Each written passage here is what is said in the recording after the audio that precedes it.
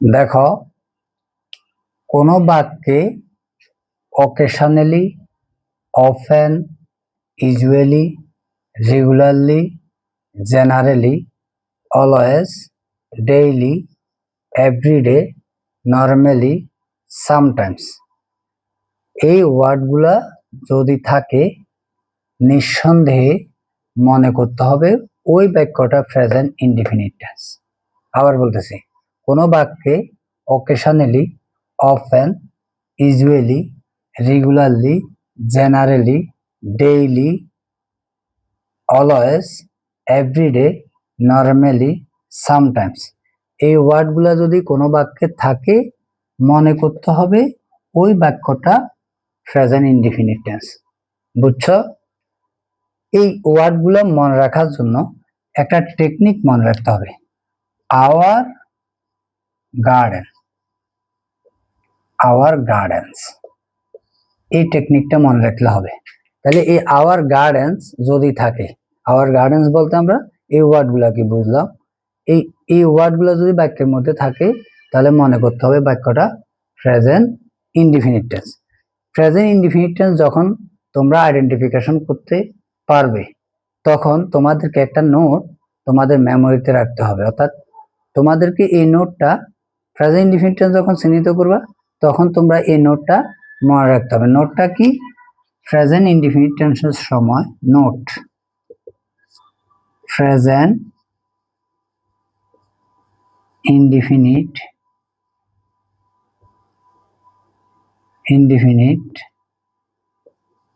Tense এর সময় subject যদি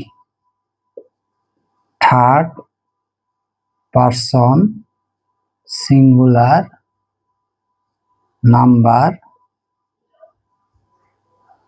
সিঙ্গুলার নাম্বার বলতে কি বুঝি? হি, সি, ইট, এই তিনটাকে বুঝি। হি, সি, ইট হয় তখন ভার্বের সাথে এস বা ইএস যোগ করতে হয়।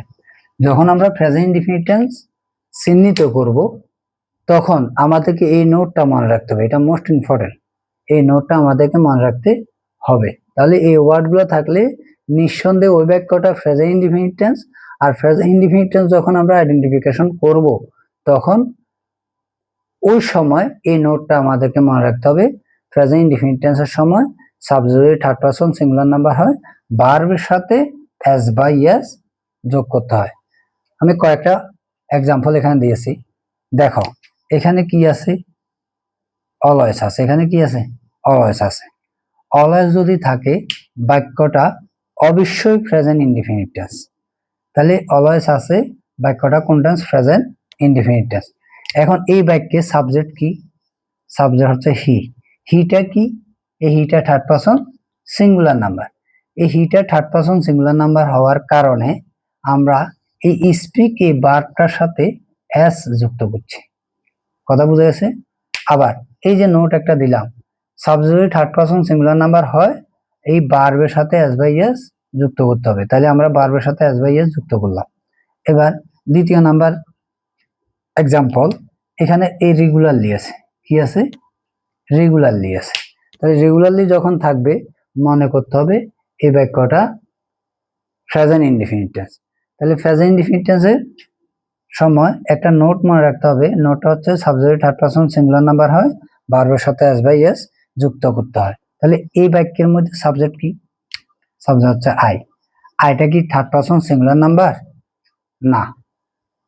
কেউ যদি প্রশ্ন করে আইটা কি থার্ড পারসন সিঙ্গুলার নাম্বার, নিঃসন্দেহে উত্তরটা আসবে না। তাহলে যেহেতু থার্ড পারসন সিঙ্গুলার নাম্বার না, তাহলে ভার্বের সাথে এস বাই এস যুক্ত হবে না।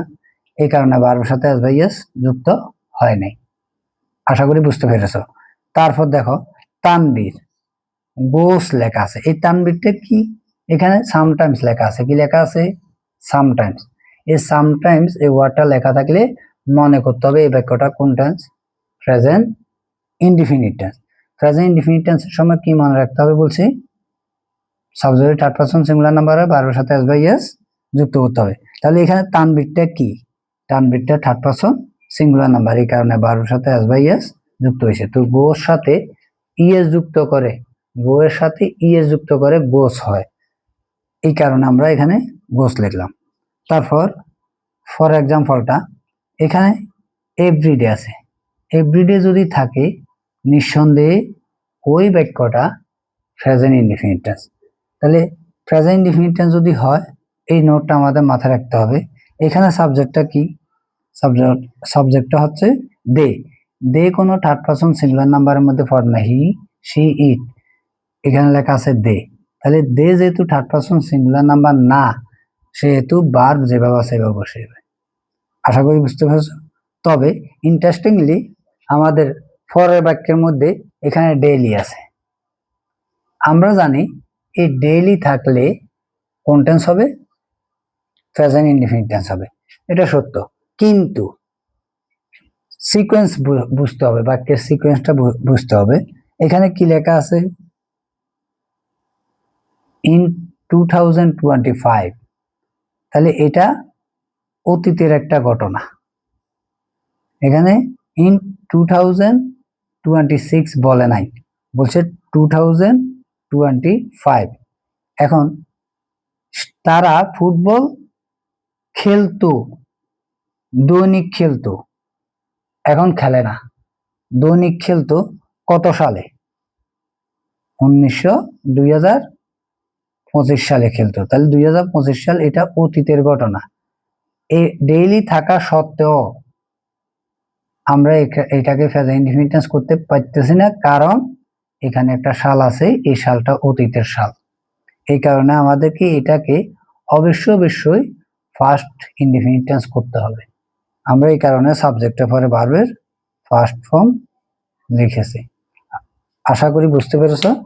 আজ এই পর্যন্ত।